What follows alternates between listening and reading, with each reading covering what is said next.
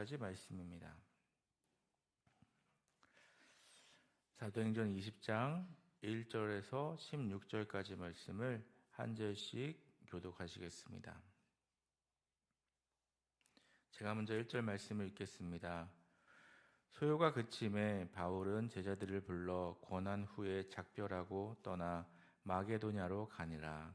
그 지방으로 다녀가며 여러 말로 제자들에게 권하고 헬라에 이르러 거기 석 달 동안 있다가 배 타고 수리아로 가고자 할 그때에 유대인들이 자기를 해하려고 공모함으로 마게도냐를 거쳐 돌아가기로 작정하니 아시아 사람 견자는 베레아 사람 브로의 아들 소바노와 데살로니가 사람 아리스타고와 세군도와 더베 사람 가이오와 및 디모데와 아시아 사람 두기고와 드비부모라. 그들은 먼저 가서 드로아에서 우리를 기다리더라. 우리는 무교절 후에 빌립보에서 배로 떠나 다세만에 드로아에 있는 그들에게 가서 이래를 머무니라. 그 주간의 첫날에 우리가 떡을 떼려 하여 모였더니 바울이 이튿날 떠나고자 하여 그들에게 강론할세 말을 밤중까지 계속하매 우리가 모인 윗단하게 등불을 많이 켰는데 유드고라 하는 청년이 땅 창에 걸터 앉아 있다가 깊이 졸더니 바울이 강론하기를 더 오래 하매 졸음을 이기지 못하여 3층에서 떨어지거늘 일으켜 보니 죽었는지라. 바울이 내려가서 그 위에 엎드려 그 몸을 안고 말하되 떠들지 말라 생명이 그에게 있다 하고 올라가 떡을 떼어 먹고 오랫동안 곧 날이 새기까지 이야기하고 떠나니라. 사람들이 살아난 청년을 데리고 가지 속상케 위로를 받았더라. 우리는 앞서 배를 타고 아소에서 바울을 태우려고 그리로 가느니 이는 바울이 걸어서 가고자 하여 그렇게 정하여 준 것이라. 바울이 아소에서 우리를 만나니 우리가 배에서 태워 메둘레 내려가서 거기서 떠나 이튿날 기오 앞에 오고 그 이튿날 사모에 들르고 또 그 다음날 밀레도에 이르니라. 바울이 아시아에서 지체하지 않기 위하여 에베소를 지나 배 타고 가기로 작정하였으니 이는 될 수 있는 대로 오순절 안에 예루살렘에 이르려고 급히 가미로라. 아멘. 오늘도 하나님의 은혜와 평강이 함께 하시기를 바랍니다. 은세공장 데메드리오의 선동으로 시작된 에베소의 엄청난 소요 사태가 끝나자 바울은 에베소를 중심으로 한 아시아 지역에서의 사역을 마무리합니다.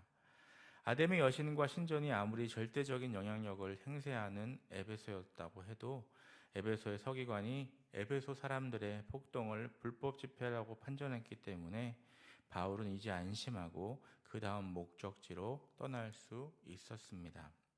그런데 1절을 보면 바울이 제자들을 불렀다고 되어 있습니다. 에베소의 그리스도인들을 불러서 권합니다. 이 권하다라고 번역된 헬라어 동사는 위로하다, 격려하다라는 의미가 있고 또 가르치다라는 의미도 있습니다. 바울은 자기가 떠난 뒤에도 에베소의 그리스도인들이 흔들림 없이 주님을 따라 신실하게 믿음 안에서 살도록 그들의 믿음을 격려하고 말씀을 가르쳤던 것입니다. 그리고 마지막까지 당부한 후에 작별합니다. 그 후 2절, 3절에서 누가는 사도 바울이 헬라에 이르러 석 달 머물렀음을 기록하고 있습니다. 그런데 여기서 특이한 것은 헬라라는 말입니다.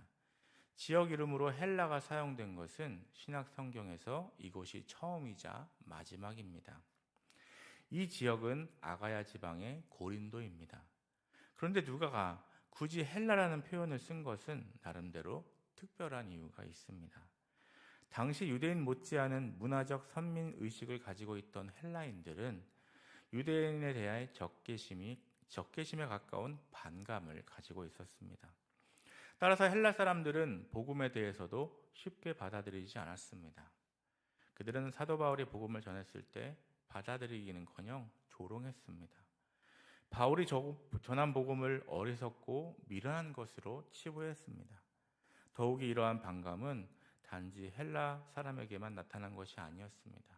어느덧 고린도 교회와 사도 바울 사이에서도 형성되어 있었던 것입니다. 고린도 교회가 어떻게 세워진 교회입니까? 사도 바울의 피와 땀으로 세워진 교회였습니다. 얼마나 그 교회를 어렵게 세웠는지 사도 바울은 고린도 성도들을 자기가 아버지가 되어서 낳았다고 증거합니다. 그렇다면 고린도 교회는 사도 바울을 아버지와 같이 의지했어야 했습니다. 하지만 그 실상은 그와 정반대였습니다. 고린도 교회는 사도 바울의 사도권을 의심하며 괴롭혔습니다. 그런데 여러분이 이와 같은 대접과 의심을 받는다면 어떻게 반응하시겠습니까? 눈에는 눈, 이에는 이 하는 식으로 응징하시겠습니까? 아니더라도 최소한 보고 싶지는 않았을 것입니다. 당시 사도 바울은 얼마나 괴로웠던지 큰 환난과 애통하는 마음이 있었다고 했습니다. 당연히 외면할 만합니다. 그 배신감을 곱씹으며 통탄할 만한 상황입니다. 헬라 지역을 향해서는 고개조차 돌리고 싶지 않은 상황이었을 것입니다. 누가가 이 지역을 가리켜 헬라라는 말을 사용한 것은 바로 이와 같은 당시의 복합적인 상황의 배경에서 한 것입니다. 그런데 사도 바울은 그러한 헬라를 방문했다는 말입니다. 단순히 방문한 정도가 아닙니다. 다른 곳과는 달리 그 바쁜 와중에 무려 석 달간을 머물렀다고 기록합니다.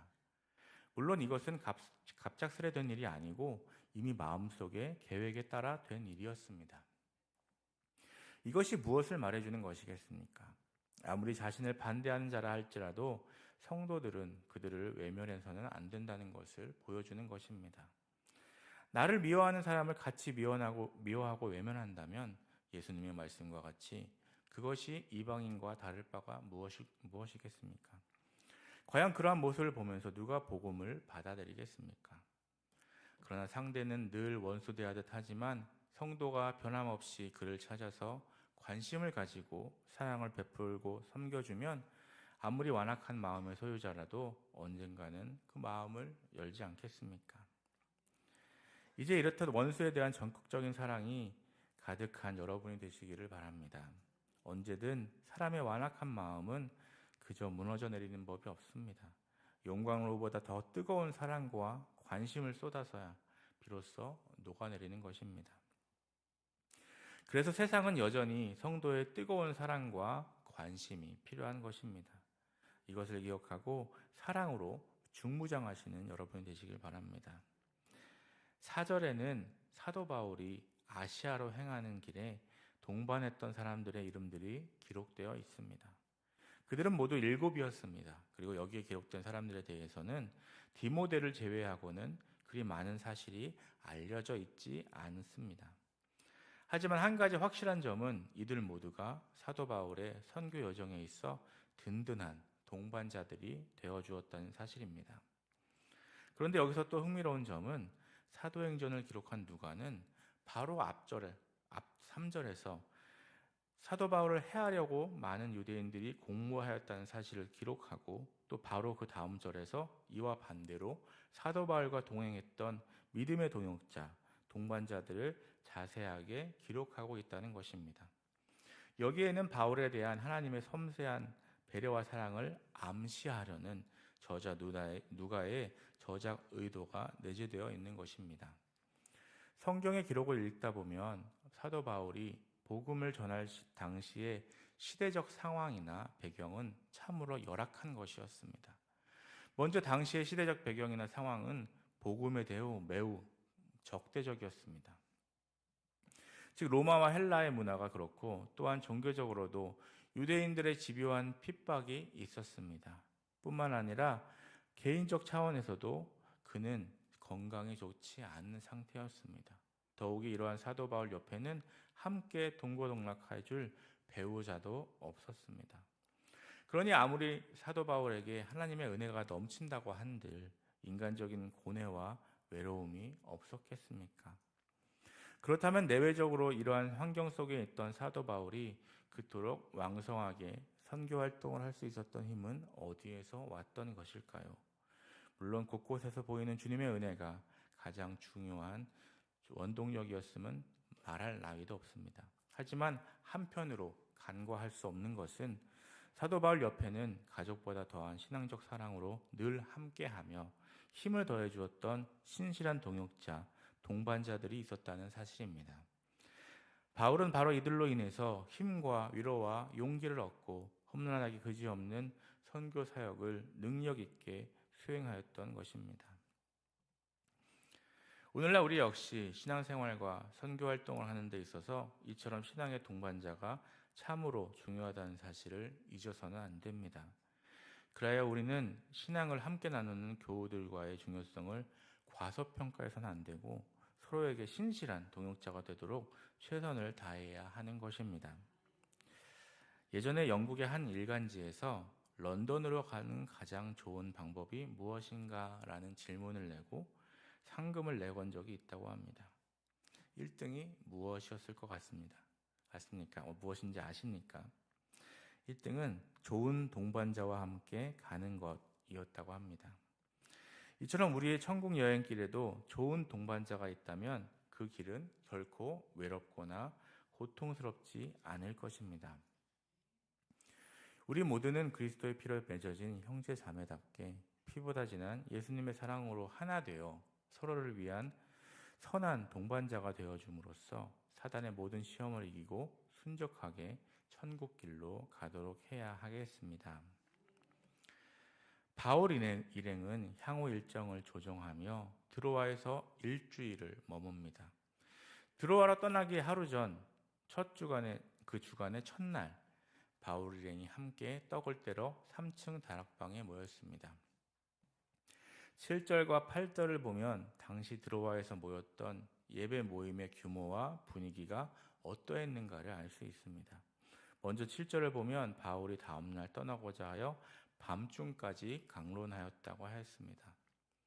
드로아는 사도 바울이 2차 선교 여행 중에 길이 막혀서 기도하다가 마게도냐인의 황상을 보고 유럽으로 건너간 곳입니다. 그런데 이제 3차 선교 여행 중에 다시 이곳에 와서 복음을 전하게 된 것입니다. 과거 바울이 드로아에서 직접 복음을 전하지 못했다는 점을 볼 때 이곳은 당시 에베소에서 일어났던 부흥을 통해 복음이 전파되어 교회가 생겨났던 것으로 볼 수 있습니다. 바울은 자신이 복음을 직접 전하지 않았으나 교회가 생겨났으며 말씀 듣기를 갈구하는 많은 청중들이 모인 것에 크게 고무되었을 것입니다. 또한 바울은 이러한 기쁨과 더불어 다음 날이면 이곳을 떠나야 한다는 아쉬움 속에 시간 가는 줄 모르고 말씀을 나누며 교제를 계속했던 것입니다. 더구나 22절부터 25절까지를 보면 사도 바울은 이미 예루살렘에서 있을 자신의 결박과 환난을 짐작했던 것 같습니다. 그러므로 바울의 강론과 설교는 마치 유언 설교를 하는 듯한 진지함과 뜨거움이 있었을 것입니다. 그런데 8절을 보면 윗다락까지 등불을 밝혔다고 했습니다. 또 9절을 보면 유도고라는 청년이 3층의 창가에 앉았다고 하였습니다.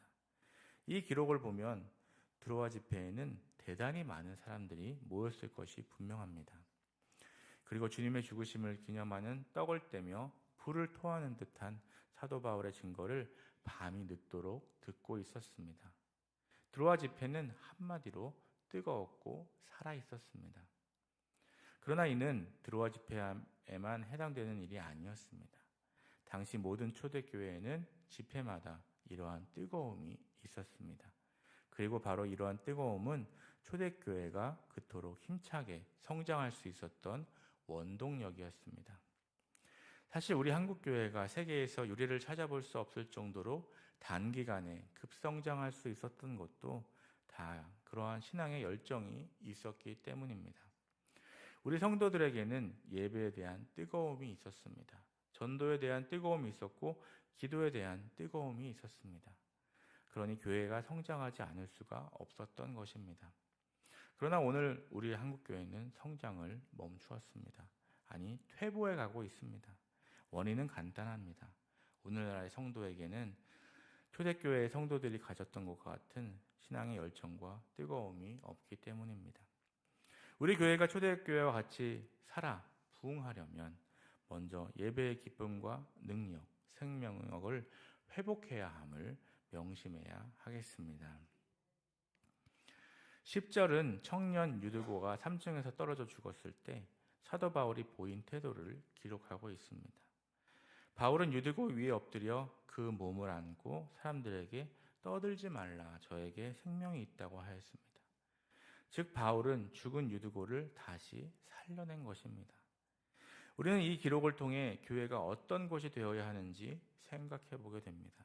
이유야 어떻든 유대고가 3층의 창에 걸터 앉은 일이나 또 집회 중에 졸았던 일은 잘못된 일이 분명합니다.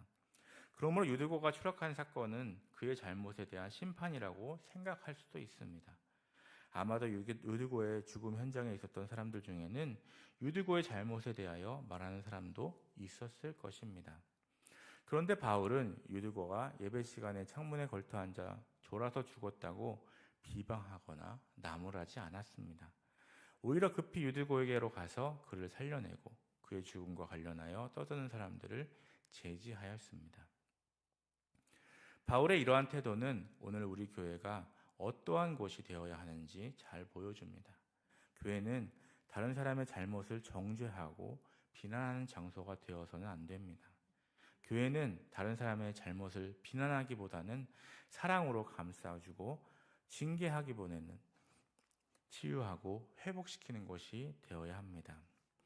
물론 잘못하고도 회개할 줄 모른다면 마땅히 죄를 지적하며 회개하도록 촉구해야 합니다. 그러나 죄를 회개하는 사람에 대해서는 감싸주고 용납하는 것은 물론 그가 다시 정상적인 삶을 살 수 있도록 도와주어야 하는 것입니다. 교회는 상한 심령의 치유의 장이 되어야 합니다. 죄로 죽은 자를 다시 살려 회복시키는 장이 되어야 합니다. 이것이 하나님께서 이 땅에 교회를 세우신 목적입니다.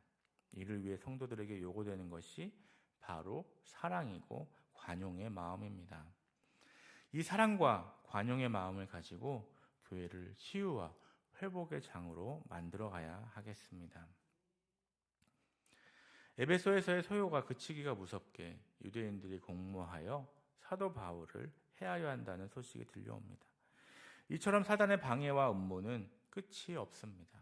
그럼에도 불구하고 초대교회가 이 모든 방해를 물리치고 승리할 수 있었던 것은 사도 바울이 보여준 흔들림 없는 믿음과 교회를 향한 사랑, 그리고 이러한 사도 바울을 둘러싼 든든한 동역자들이 있었기 때문이었습니다. 신앙의 열정과 그 뜨거움을 회복하고 관용의 마음을 품고 서로를 향한 더욱 뜨거운 사랑으로 하나가 되어서 서로에게 든든한 동반자가 됨으로써 사단의 모든 시험을 이기고 승리하여 천국길로 나아가는 저와 여러분 되시기를 간절히 소망합니다. 기도하시겠습니다. 사랑의 하나님, 오늘도 이 새벽에 깨워주시고 주의 전으로 불러주시고 말씀으로 새롭게 해주시니 감사합니다. 하나님, 예배와 기도와 전도의 뜨거움과 열정을 잃어버리고 서로 품어주지 못했음을 고백합니다. 용서하여 주시옵소서. 신앙의 열정, 뜨거움을 회복하고 관용의 마음을 품고 서로를 향한 더욱 뜨거운 사랑으로 하나 되어 서로에게 든든한 동반자가 됨으로써 모든 시험을 이기고 승리하여 천국길로 나아가는 복된 주님의 백성들 될 수 있도록 인도하여 주시옵소서. 병상 가운데 있는 환우들에게도 함께하여 주시고 주님의 권능으로 치유하여 주시옵소서. 몸과 마음이 회복되게 하시고 건강한 모습으로 하나님을 예배하고 찬양하게 하여 주시옵소서. 또한 삶의 많은 문제로 고통받는 성도님들 삶 속에 함께하여 주셔서 가정과 교회 가운데 온전한 치유와 회복이 일어나게 하여 주시옵소서. 담임 목사님 위임 절차 가운데 진행 중에 있사오니 청빙되어 오시는 목사님께도 함께하여 주시고 기도를 함께하는 교회도 합력하여 선을 이루게 하여 주시옵소서. 이 시간 주님 앞에 1000번째 예물을 드립니다. 사랑하는 주의 자녀가 드린 예물을 받아주시고 예물이 쓰여지는 곳에 주의 은혜로 함께하여 주시옵소서. 예물을 드리는 자가 엎드려 기도하오니 들으시고 선하신 뜻대로 응답하여 주시옵소서. 오늘도 가정과 일터를 지켜주시고 우리들이 살아가는 삶의 현장 속에서 주님만을 높이는 복된 삶이 되도록 인도하여 주시옵소서. 예수님의 이름으로 기도드립니다.